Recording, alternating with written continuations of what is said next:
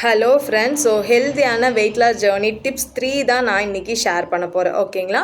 So நாம் இன்றைக்கி பார்க்குறது வந்து பார்த்திங்கன்னா calorie deficit. Okay, so weight loss பண்ணணுன்னா கண்டிப்பாக இதை நம்ம தெரிஞ்சுக்கணும். ஸோ கலோரிஸ்னால் என்ன அப்படின்னு பார்த்தீங்கன்னா, ஸோ நம்ம பாடிக்கு தேவையான ஆற்றல் ஓகே ஃபுட்டு மூலிமா எடுத்துக்கிறது தான் நம்ம கலோரிஸ் அப்படின்னு நம்ம சொல்லுவோம். ஓகேங்களா? ஓகே, இது வந்து பார்த்திங்க அப்படின்னா கலோரி அப்படிங்கிற எடுக்கிறப்போ நமக்கு வந்து வெயிட் லாஸ் பண்ணுறது, மெயின்டெனன்ஸ் பண்ணுறது எல்லாமே நமக்கு இதில் தான். ஓகேங்களா?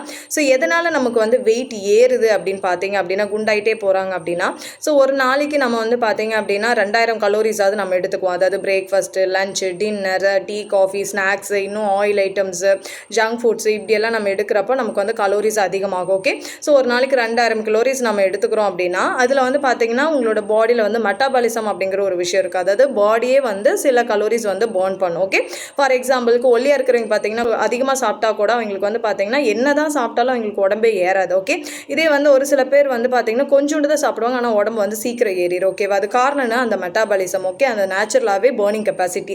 ஸோ இப்போ 2000 கலோரிஸ் நான் எடுக்கிறப்போ நேச்சுரலாக நமக்கு ஒரு 1000 கலோரிஸ் வந்து பாடியே வந்து பர்ன் பண்ணுதுன்னு வச்சுக்கோங்களேன். ரிமைனிங் 1000 இருக்கும். அதில் நம்ம எக்ஸசைஸ் இந்த மாதிரியெல்லாம் பண்ணுறப்போ நமக்கு ஒரு மேக்ஸிமம் 300 கலோரிஸ் நமக்கு வந்து ரெடியூஸ் ஆகும். ஓகே, அப்போ ரிமைனிங் எவ்வளோ இருக்கும்? 700 கலோரிஸ் நமக்கு மீதி இருக்கும். ஓகே, அப்போ அது என்ன ஆகும் அப்படின்னு பார்த்தீங்கன்னா நம்மளோட பாடியில் அங்கங்கே போய் ஃபேட்டாக நமக்கு ஸ்டோரேஜ் ஆயிரும்.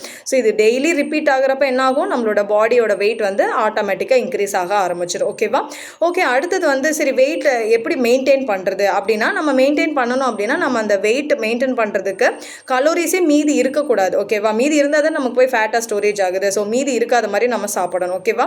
ஸோ அந்த வெயிட் லாஸ் பண்ணுறதுக்கு மெயின் விஷயமே வந்து அந்த கலோரி டிஃபிசிட், அதாவது கலோரி பற்றாக்குறை ஏற்படணும். ஓகே, அப்போ நம்ம வந்து கலோரிஸ் கம்மியாக இருக்கிற மாதிரியே ஃபுட் எடுத்துக்கணும்.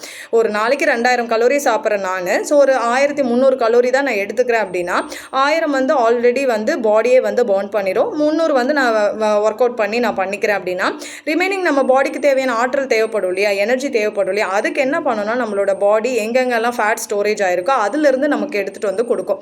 இதே ரிப்பீட் ஆகிறப்ப நமக்கு என்ன ஆகும்? அதில் இருக்கிற ஃபேட் எல்லாமே நமக்கு வெளியே வந்துடும். ஆட்டோமேட்டிக்காக நமக்கு வந்து வெயிட் லாஸ் நடக்கும். ஓகே, ஸோ இதுதான் கலோரி டிஃபிசிட் அப்படின்னு சொல்லுவாங்க. ஓகேவா? ஸோ கலோரிஸ் கம்மியாகவும் இருக்கணும், நல்ல ஹெல்த்தியான ஃபுட்டாகவும் நம்ம எடுத்துக்கணும். அப்போனா மட்டும்தான் நம்மளால் வந்து வெயிட் லாஸ் பண்ண முடியும் கைஸ். ஓகே, ஸோ இந்த கான்செப்ட் புரிஞ்சதுனா தான் நீங்கள் வெயிட் லாஸே பண்ண முடியும். ஓகேவா? ஸோ அடுத்த டிப்ஸ் வந்து உங்களுக்கு நெக்ஸ்ட் வீடியோவில் நான் ஷேர் பண்ணுறேன் கைஸ். Okay, thank you.